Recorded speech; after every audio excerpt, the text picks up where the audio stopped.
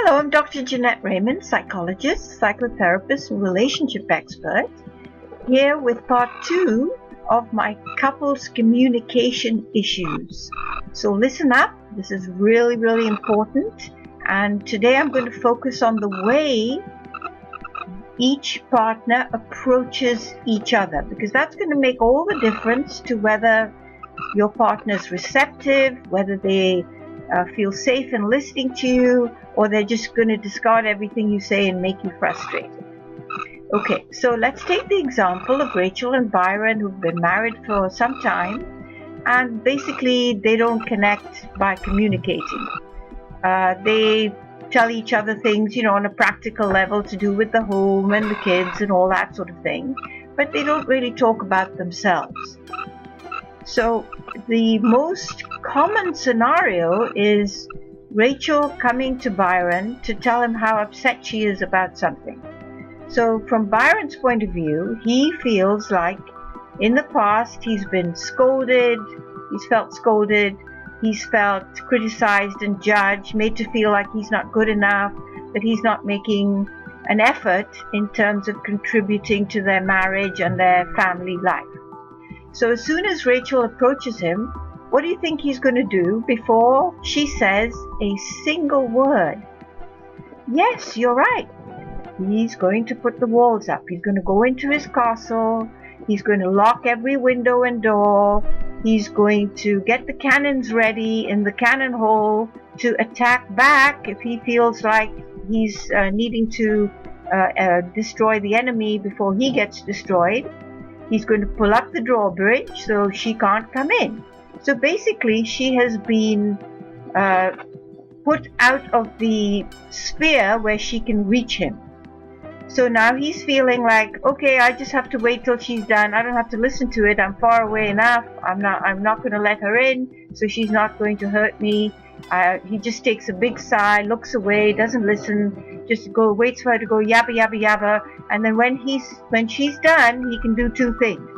He can walk away and make her feel like he doesn't exist, so she has no one to talk to. So basically everything she feels and says is just in the ethosphere. It's not landing anywhere. The other thing he can do is attack back. So he can fire his cannons, he can start criticizing and judging her and scolding her and making her feel like she's no good. But either way, neither of them are speaking about what's really going on inside them. They're just in battle mode, attacking each other. So when he's attacking Rachel back, what do you think she's going to do? Yes, she's going to look away. She's going to put her walls up. She takes a big sigh. Oh, he doesn't get it. He's not listening to me. This is terrible. Why do I waste my time? When am I ever going to feel heard? And then she's fidgeting and doing everything, and the odd word will come in where she feels angry about what he's saying, so that when he's finished, then she'll go back on the attack. So both of them are attacking and in defending. Remember, attack is the best form of defense, so both of them are doing that. Both of them are armored up. Both have got their drawbridges up. Neither of them are approaching each other in a way that allows them to feel safe, to feel curious, to be interested, to want to share, to say, yeah, I feel that too. Oh, I'm so sorry about that, or let me help you, or whatever. None of that can happen because they are totally walled up. They are fully guarded, sealed up in a tomb where nothing can reach them. So whatever the other one is throwing, whatever the bullets are, doesn't get in. They just fall flat, but the other one keeps shelling the bullets because they want to get in somehow. It's exhausting. They don't feel good after it, and they feel even less inclined to talk to one another. So when Rachel and Byron were in my therapy office and I pointed this out, here's what we chose to do to make things better.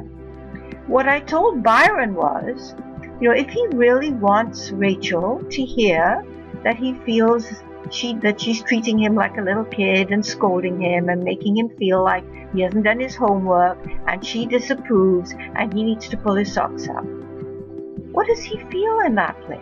What does he feel? Okay, he's angry, he's hurt, he feels like he's not her equal, that he can't speak to her as a partner, that he has to behave like a child who's ashamed and who has to put his head down and go in the corner and try better again, and that she becomes the authority figure.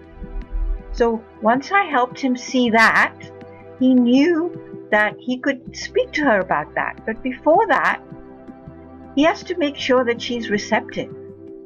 And I asked him, what do you think she's feeling when she starts telling you that you're not pulling your weight, you're not doing things you need to do to help her, that she's feeling burdened and overwhelmed, and that she feels alone in this relationship? And he said, well, she must be pretty scared, or she must be, overwhelmed and scared and alone. Yeah, I get that. I felt that too.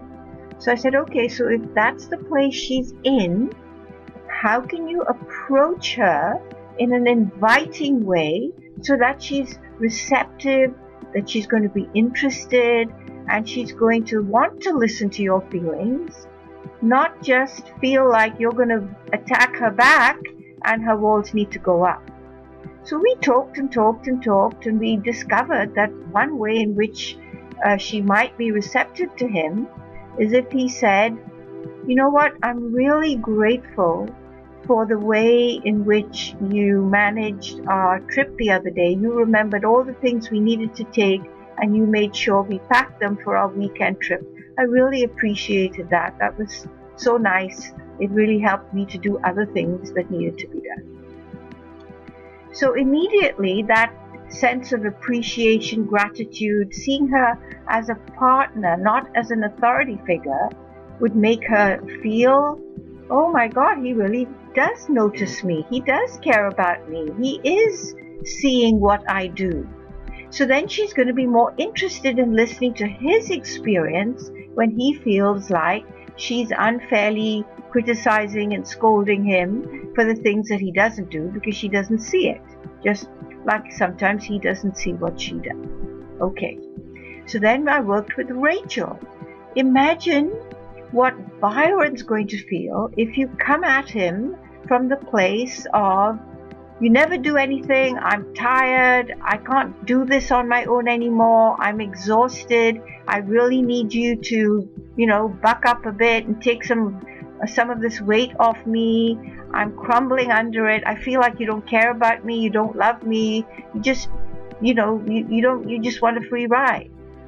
So, I asked her what he would feel if she came at him from that accusatory, critical, judgmental, authority, wagging her finger at him.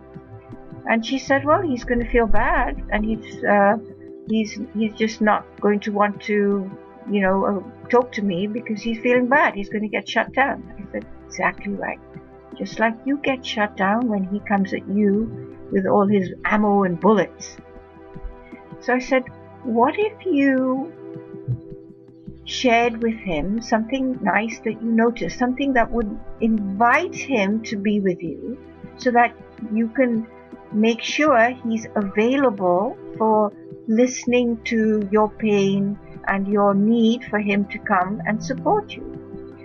So she thought and thought and thought, and then she said, well, he's really good with our kids. He plays with them, he's friendly with them, he tucks them into bed, he reads them stories. I really appreciate that. So I said, why don't you open with that? That would be wonderful. Then you're telling him you notice things about him that are nice and good, that you don't only notice the bad stuff, there is a part of you that's registering the good stuff. And if you show him that he's not just a bad guy in your eyes, he's also a good guy, and that you value that part of him, boy, is he going to be putting down the walls, putting away the cannon, putting down all the weapons and opening his heart to you to listen to your pain, because you've seen the good part of him, the valuable, the nice part. And together, when they started talking, I would encourage them to say nice things about each other that were true. It wasn't flattery or something made up. It wasn't manipulative. It was something that they already noticed, but they hadn't shared. And this made all the difference to them. You could see their shoulders going down, the sigh of relief. You could see them looking at each other. You could see them looks lingering. You can see their bodies kind of moving towards each other. The way their hands almost touched, their knees were touching.